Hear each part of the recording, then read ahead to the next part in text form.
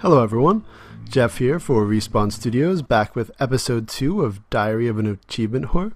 It's literally 1 year and 1 week from when I made the first episode, but I actually got a couple comments and a few likes, so I decided to finally make part 2 because I got the most recent comment earlier today. Alright, so in the beginning, I'm going to show you first just some of my favorite games for getting achievements that are just fun, not necessarily the easiest. Well, I guess they're relatively easy, they just take a lot more time. And then we're going to go through some of the easiest achievement games. So if you're new to going for achievements and you're looking for how best to get started to get like 10,000 to 15,000 really, really fast, that'll be what the second half of this video is for. Alright, so here I'm showing you Backyard Sports Rookie Rush. There's actually several different backyard sports games. There's a baseball one called Sandlot Sluggers, and there's Backyard Football 2010, which I'm going to show later in the video. They all have really simple achievements. If you saw the dates, you saw I got most of them the first day and most of the others and the second time I played. Alright, but here coming up, I'm going to start to show you some of my favorite games to get achievements in when I cut to the next part. Alright, so first you see my gamer score is around 150,000. It's not nearly as high as it should be. You see, when I made the video last year, it was like 133,000, so I didn't go up that much in over a year. That's because my account was hacked, and I didn't have my account for about 3 months, so that's kind of what happened. But now, to get to games that I think you should play just for fun, that you'll get a lot of achievements in just because they're awesome and you'll be playing it a lot. To start, Borderlands 2, or the first Borderlands, and they each have several DLC chapters that add 150 gamer score each, and all of them are great as well. They're so much fun, especially if you play co-op, so if you have like a best friend that you normally play with, just as long as you're always playing with him, you'll keep wanting to come back. The games are really funny. They're mostly for completion or doing pretty simple things, so I definitely recommend Borderlands and Borderlands 2. Fight Night Run 3 right there is really easy. You just progress through the story mode to get the 1,000. I'm just not that into boxing games, but you see I have 900 in it anyway. It's not hard. You can play on, I don't think there is a difficulty, you just play it. It's not that bad. Alright, so here, if you see our channel, you know our most watched videos are my LEGO Harry Potter achievement guides and character guides. So I'm showing you here the achievements for LEGO Harry Potter 2. All the LEGO games are pretty easy on achievements. They do take about 20 hours or so they're not the simplest things, but they are pretty fun to get. And you can enter cheat codes in pretty much every LEGO game, and they do not affect achievements. So you could quickly unlock the red bricks, which are abilities like invincibility and things like that to make it even easier for you. Alright, moving along. Saints Row the Third. The first Saints Row I thought was okay, the second was pretty fun. Saints Row the Third is one of the most entertaining games you'll ever play in your entire life. It is so remarkably amazing. It's hilarious, it's fun, the graphics are amazing, the soundtrack is incredible. Just get Saints Row the Third. It also, you could do the entire campaign co-op, but I did it all by myself and then did it again co-op because it's so much fun. The achievements are, again, fairly simple. Most of them are story related, then just getting collectibles and doing all of the side missions, which you'll want to do because it is just a lot of fun. And it also has, I think, 4 DLC packs that each add like 10 achievements each that are pretty simple to get. So I definitely recommend doing Saints Row the Third, at least for fun. The Halos, you see I have a lot of gamer score in the Halos. That's because it's my favorite series, so if you want to go for Halo, but about a third of the achievements lately have been for multiplayer, so it's not the easiest thing, especially if you're not used to multiplayer for FPSs. And you might have noticed I had 1,000 in Dead Island. That's not the easiest game for achievements either, but that's another one where it's a lot of fun, and you could do up to 4-player co-op in the campaign.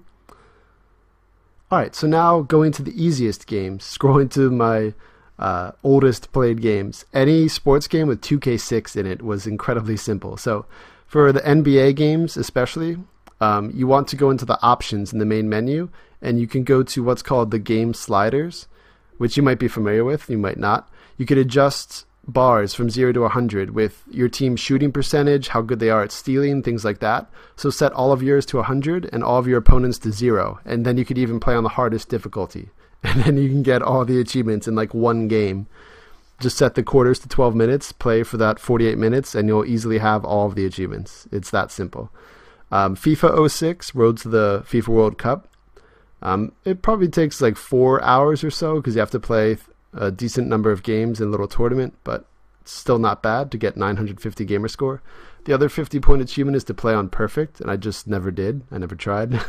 NBA Live 06 is kind of incredibly simple in that if you go to season mode, or I guess it's under franchise mode, you select every single team as being under your control, and then you just simulate the entire season. Because the achievements are like win player of the year, coach of the year. So if you have every player and every coach, you're going to win them. So it's that simple. I think you do have to play one game on the hardest difficulty, but you could just set the quarter lengths to 1 minute. So that's easy. Open Season, I mentioned in the first episode, is a kid-oriented game. The achievements are fairly simple. A lot of them are collectible based though. One of them, I think it's like the mushroom badges, are kind of strange. You have to like use this smellometer and dig them up, but it's still fun and fairly simple. It probably takes around 6 to 8 hours to get all the achievements, especially if you're unfamiliar with the game, but it might take less. All right, for TMNT, I guess it's okay as a game. It's short. It's not that fun. Every achievement is also a strange number, like 16 or 24. But if you beat the game, you'll have all of those taken care of. The one somewhat difficult, I guess, is to beat a level without dying. But if you redo the first or second levels a couple times, you'll get it because they're not that bad. You say I have 1,000 in Phantasy Star Universe. You get 1,000 in that game just by finishing the game. So I definitely recommend that. It's a great game. The story mode probably takes 20 hours, so it's not easy, but it's easy in that you just get them from beating it. The same thing with CSI. You get 1,000 in the first CSI, which was called Hard Evidence, just by finishing the cases. And I don't show it in this video, but King Kong, which I mentioned again in the first episode, you also get the full 1,000 gamer score, which is 9 achievements just for finishing the game. Now, the infamous Avatar: The Last Airbender, The Burning Earth.